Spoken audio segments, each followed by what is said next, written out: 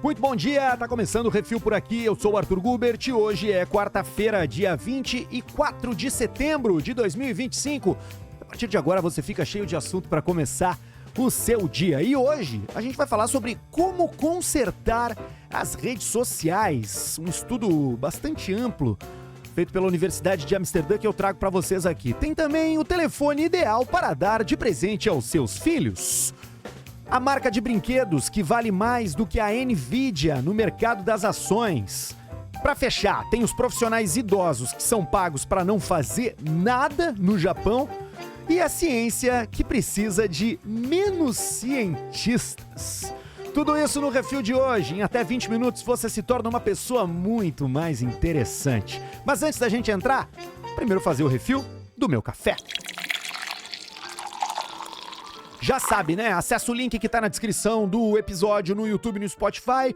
Vai cair lá no site da O Brother e vai usar o cupom REFIL para fazer a sua assinatura de cafés especiais, recebendo direto na porta de casa, com desconto especial dos ouvintes aqui do programa. Mas vamos embora que hoje tem bastante assunto no Refil. Um abraço especial para quem tá curtindo a gente aí no carro, né? Levando a criançada pro colégio, fazendo seu exercício. Gosto de acompanhar as atividades diárias das pessoas. Preciso fazer uma correção também. Ontem teve uma história aqui sobre diagnósticos médicos com a ajuda do ChatGPT. E eu falei errado o nome de uma substância, eu falei oxalato, mas é oxalato. Fui corrigido pela minha mulher, Sofia, e também por alguns ouvintes ali nos comentários. Então, tá feita a correção, é oxalato, não é oxalato, ok? É uma substância que está presente em alguns alimentos aí e tal, espinafre, chocolate. Enfim, se não ouviu o programa de ontem, escuta para perceber o meu erro lá. E se encontrar mais algum, me corrija sempre nos comentários. Mas vamos voltar pro dia de hoje, porque a gente começa falando aqui de redes sociais, de um estudo da Universidade de Amsterdã, que foi publicado na ResearchGate, e que traz luz sobre esse tema, né, que faz parte da nossa vida diariamente, né, a parte boa e a parte ruim. Porque vamos lá, as redes sociais nasceram com a promessa de ampliar o debate público, né, poder dar voz para todo mundo, né, um grande palco para diversas opiniões e comentários. Só que com o tempo, as redes acabaram ficando conhecidas mais pelos problemas do que pelas virtudes. São as bolhas de opinião, a concentração de influência em alguns poucos perfis e a sensação de que o discurso político é sempre mais extremo do que na realidade. E um estudo recente tentou responder uma pergunta bem simples. Será que dá para consertar as redes sociais? Para isso, esses pesquisadores holandeses usaram uma técnica nova chamada simulação social generativa.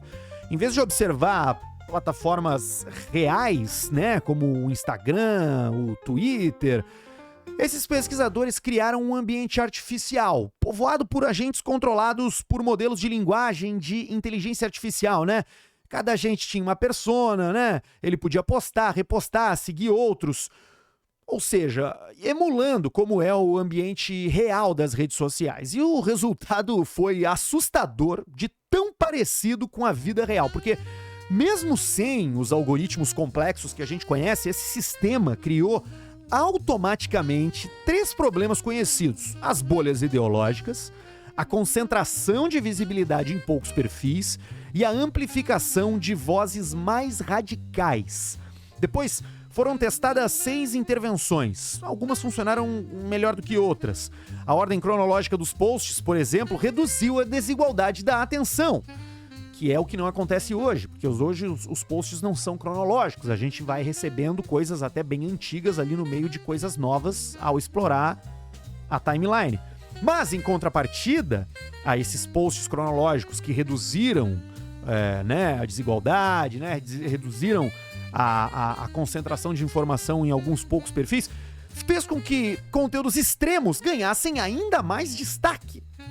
Algoritmos que tentavam destacar mensagens com empatia e argumentos conseguiram reduzir a ligação entre engajamento e radicalismo, mas criaram outro efeito colateral. A visibilidade se concentrou em poucas postagens bem avaliadas. Outra tentativa foi esconder números de curtidas, né? Ou dados de biografia, mas isso teve um impacto muito pequeno e a conclusão é dura. pequenos ajustes não resolvem as redes sociais. Esses problemas parecem estar embutidos na própria arquitetura das redes e também na arquitetura do ser humano, né? Porque, vamos lá, as redes crescem e se alimentam de relações emocionais. Ainda que a gente esteja falando de um meio digital, quem escreve é ser humano. E essas pessoas se contaminam por viés de confirmação, por uma raiva do momento. Esses tempos eu li que a gente, 24 horas depois, nem lembra do que comentou no dia anterior. Só que aquilo que a gente não lembra de ter comentado tem um peso muito grande no autor da postagem onde a gente comentou. E essa roda vai girando, com sentimentos poderosos, mas muito rápido, muito efêmeros, né? Se a gente quiser que as redes realmente sejam mais saudáveis, não adianta mexer no botão do algoritmo. Vai ser preciso repensar as regras do jogo, né? Tipo assim, os próprios desenhos da arquitetura dos aplicativos e também fazer terapia. Porque, assim, não tem outro jeito, tá? De viver num mundo menos raivoso se não partir da gente a intenção de disseminar outro sentimento que não seja a raiva. Vamos para um dos debates mais quentes do mundo hoje, né? Que é sobre quando dar e se dar um celular, um smartphone para os seus filhos. Algumas famílias vão adiando o máximo possível, né? Outros cedem bem cedo. Mas surgiu uma alternativa curiosa que está chamando a atenção. É um telefone fixo, feito especialmente para crianças. E tem um modelo especial nos Estados Unidos que está chamando a atenção e fazendo sucesso, que é o Tin Can, que significa literalmente telefone de latinha.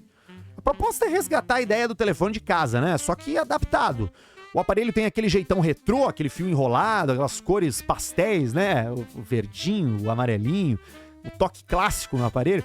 Mas ele funciona pela internet e vem com controles modernos. Os pais definem quem pode ligar, quando o aparelho toca e até horários de silêncio. Não tem spam, não tem chamada aleatória. Só os contatos aprovados conseguem falar. Na prática, isso cria uma experiência diferente nos celulares.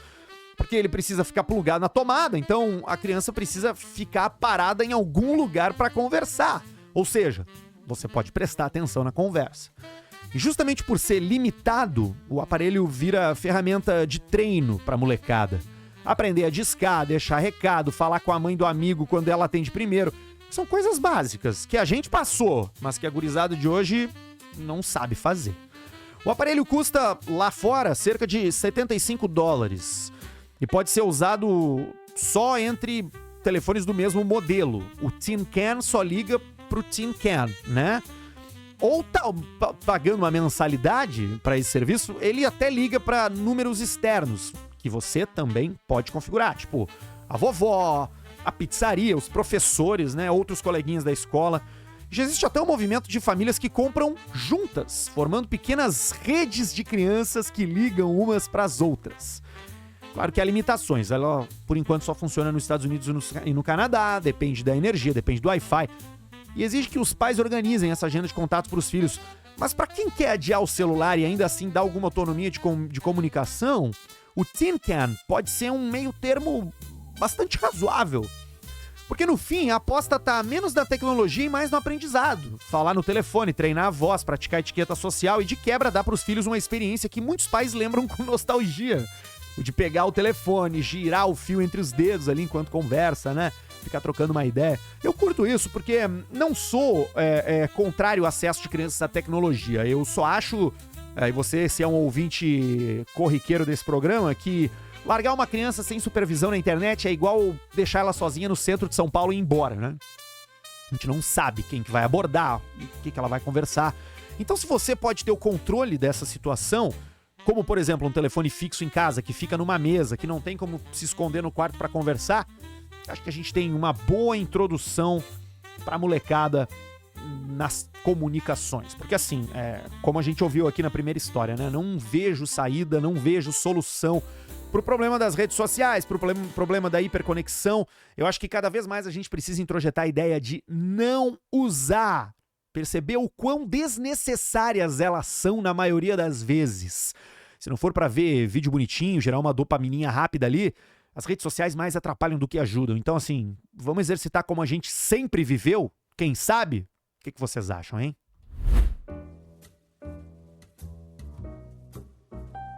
Falando de tecnologia ainda, mais indo pro lado da economia e misturando com infância. Olha só. Entre os maiores destaques da Bolsa de Valores mundial nos últimos anos, não estão só as gigantes da tecnologia, ainda que a gente tenha visto, né, o crescimento vertiginoso de empresas que fazem microchips e semicondutores, como a Nvidia, Palantir, né? Uma das ações que mais surpreenderam foi a de uma marca de ursinho de pelúcia, bastante conhecida nos shoppings, inclusive aqui no Brasil, a Build-A-Bear Workshop. O valor das ações subiu mais de 2.000% em 5 anos, ultrapassando até o desempenho de empresas, como eu comentei, da Nvidia, da Microsoft. Só no ano passado, os papéis da Build-A-Bear Workshop mais que dobraram. E nesse ano, 2025, já acumularam alta de mais de 60%. O curioso é que não é uma meme stock, né? Essas coisas que estão na moda, né? Tipo o Labubu, que estourou, todo mundo comprou e agora já foi pro saco também, ninguém mais tem o Labubu e já venderam as suas ações. Não é uma bolha, isso que eu quero dizer, né? Essa valorização do Build-A-Bear Workshop, que é uma loja onde você vai, constrói seu ursinho, né? Do jeito que você quiser. O valor tá ligado a uma experiência de fundamentos sólidos, que é um lucro crescente, uma expansão internacional e uma experiência de compra única, que mistura nostalgia e personalização. O cliente não só compra um brinquedo, ele participa de um ritual, né? Ele enche o ursinho, ele coloca um coração, ele grava um som, escolhe uma roupa e sai com um certificado de nascimento. Esse vínculo emocional se mostrou tão forte que a maioria das pessoas lembra exatamente qual foi o seu primeiro ursinho feito nessas lojas. Hoje são mais de 600 lojas espalhadas pelo mundo, incluindo destinos turísticos tipo cruzeiros e shoppings, né? E só nos últimos 2 anos foram abertas cerca de 100 novas unidades. Vão ser abertas mais 60 em 2025. A maior parte das lojas na América do Norte deu lucro no último ano. Algo raro, né? Num setor em que muitos concorrentes estão encolhendo, até decretando falência, que é o setor de brinquedos infantis. Outro detalhe importante, apesar de serem brinquedos infantis, os adultos é que entraram na jogada. O chamado kidulting, né? Que é a mistura da palavra kid e adulting, né? Crianças e adultos, é tendência. Agora, a nossa galera, os 30 a mais, colecionam brinquedos por nostalgia ou por pura paixão. E já somos 40% das vendas da empresa Build-A-Bear Workshop. São consumidores que buscam edições limitadas, personagens licenciados e lançamentos exclusivos pela internet, porque para os adultos a marca criou coleções especiais e até linhas voltadas, né? Especialmente para quem já tá mais velho.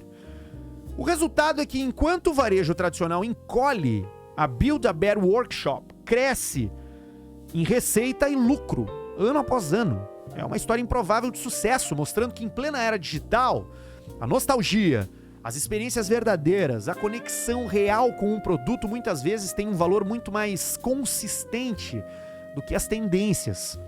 Mesmo essas que vêm para mudar a nossa vida, como a inteligência artificial, que gerou lucro para várias empresas. Agora, Build-A-Bear Workshop, você vai lá, faz seu ursinho, e além de talvez ser dono dessa ação e ficar um pouco mais rico, fica também um pouco mais humano, porque você está levando para casa um pedaço de emoção e não necessariamente uma experiência completamente digital. Vamos falar um pouco do Japão, porque navegando, né, pelas redes nessa semana, eu me deparei com um termo que eu não conhecia, Madogi wa Zoku. É uma expressão japonesa, tá? Que significa literalmente tribo da janela. Vou explicar, tá? No Japão, quase 50% das empresas tem pelo menos um funcionário idoso que não faz nada. Ele fica sentado perto da janela. E daí que vem essa expressão, né? É aquele funcionário que passa o dia inteiro olhando o movimento, com pouco ou nenhum trabalho real. Geralmente são profissionais mais velhos, ali com 60, 70 anos, que já não têm responsabilidades importantes, mas que continuam na empresa, por respeito ou até chegar o dia da sua aposentadoria. O trabalho não é só um meio de ganhar dinheiro lá no Japão, tá? Ele é parte central da identidade de uma pessoa, porque a dedicação à empresa é vista como prova de caráter. Existe até a palavra karoshi, que significa morte por excesso de trabalho, que mostra o quanto o compromisso profissional é levado ao limite, né? Nesse contexto, simplesmente mandar embora um funcionário mais velho pode ser visto como uma quebra de respeito e até como uma mancha na reputação da empresa. O Madogiwa Zoku, então, funciona como uma saída cultural. Não é sobre eficiência, é sobre preservar a dignidade de quem dedicou décadas de vida àquela organização. É um gesto de lealdade recíproca. O funcionário deu tudo de si no auge da carreira e agora a empresa retribui, garantindo estabilidade até o final do ciclo. Esse costume também revela uma coisa bem interessante sobre a personalidade japonesa, tá? Que é a busca constante pela harmonia. Ao invés de criar conflitos com uma demissão brusca, é preferível manter o funcionário num papel discreto, mesmo que simbólico, né? Uma forma de manter as aparências, de evitar constrangimento público, de reforçar a ideia de que todos têm lugar dentro do grupo. Em resumo, o Madogiwa Zoku não é sobre funcionários vagabundeando perto da janela, né? É sobre uma visão de mundo em que o trabalho está entrelaçado com honra, lealdade e necessidade de preservar a harmonia coletiva.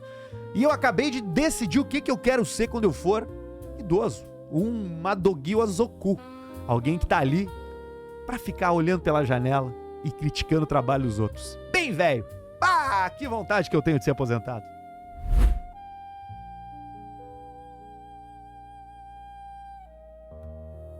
Vamos falar de ciência para fechar o refil de hoje, ó.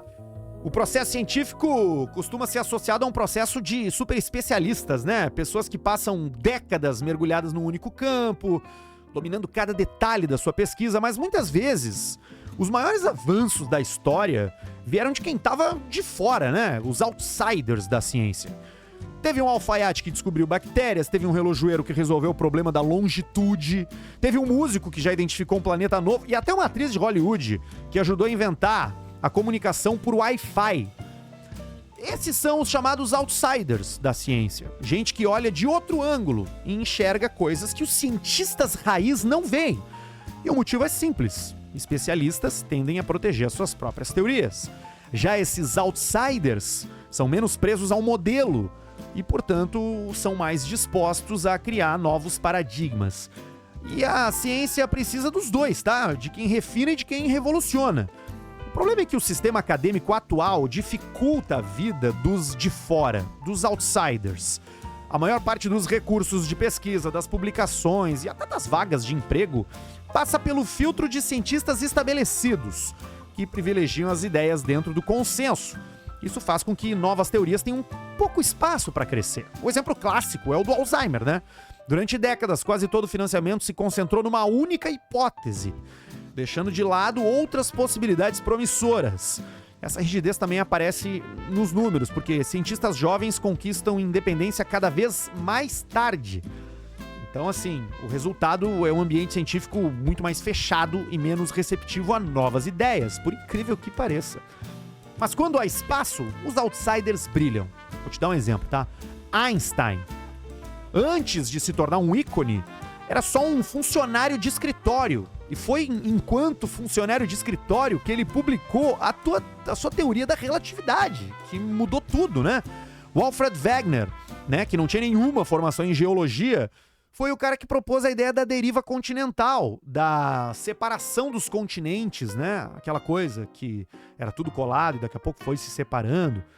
Então, até mais recentemente, pesquisadores independentes reinventaram a forma de observar células com microscópios montados em casa. Teve outros estudantes sem nenhuma experiência que conseguiram decifrar pergaminhos. Enfim, a gente tem pessoas com tesão, mas que não têm diploma, muitas vezes, que acabam sendo os capitães da revolução. E esses têm muito pouco espaço, né? O que esses casos mostram é que grandes avanços acontecem quando alguém de fora consegue olhar o problema sem as amarras da tradição. E para que isso volte a ser comum, é preciso criar condições, permitir que cientistas mudem de área, né? Apoiar pesquisas independentes e fomentar, deixar que as pessoas exerçam a sua curiosidade. Uma das características mais bonitas do ser humano e que a gente vai abandonando na medida que fica mais velho. Mas também é assim, né? Não dá pra escutar qualquer lunático, beleza? Eu acho que é assim, a gente tem que abrir espaço pra galera contribuir, mas há um fazer, né, de testagem para que ideias como Tilenol causa autismo não ocupem o papel central do debate científico. Teve essa, né?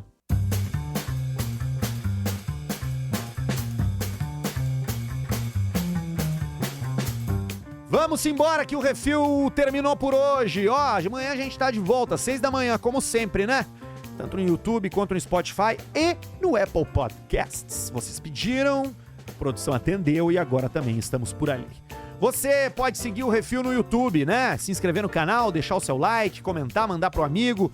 Também no Instagram, @Refil Podcast, e ali no Spotify você pode dar uma nota, comentar, compartilhar. Vou ficar muito feliz se isso aqui chegar em outras pessoas. Adoro fazer o Refil, é o meu momento de estudo, é o momento de me manter atualizado e de dividir com vocês alguns assuntos que vão tornar o dia muito mais interessante, aumentar o seu repertório e te deixar cheio de história pra contar no grupo da família, no cafezinho, na hora do almoço. Então a gente se vê amanhã com mais uma edição do Refil, beleza? Eu sou o Arthur Gubert, deixo um beijo, um abraço, um desejo de boa quarta-feira e tchau!